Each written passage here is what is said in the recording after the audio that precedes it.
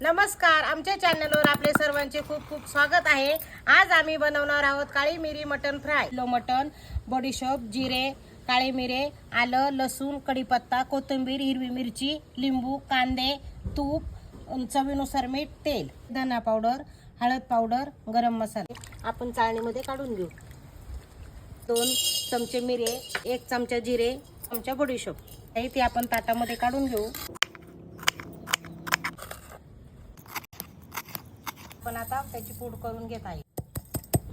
तेल टाकून घ्यायचं थोडं। तेल तापलेलं आहे, आपण त्याच्यामध्ये 7-8 लसणाच्या पाकळ्या टाकून घ्यायच्या, 4 ते 5 हिरव्या मिरच्या, चमचा जिरं, कढीपत्त्याचे पानं, कांदा टाकून चांगलं परतून घ्यायचे।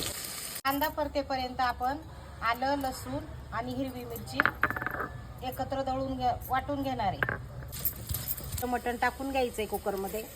आलं, लसूण, हिरवी मिरची दळलेली पेस्ट, अर्धा चमचा हळद पावडर, 1 चमचा धना पावडर, अर्धा चमचा गरम मसाला, चवीनुसार मीठ।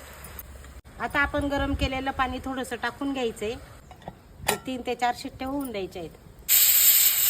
आपल्या कुकरच्या 5 शिट्ट्या झालेल्या आहेत। आपण आता कुकर खाली उतरून घेऊ।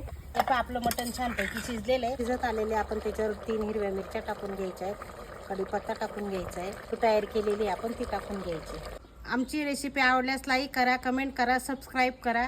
धन्यवाद।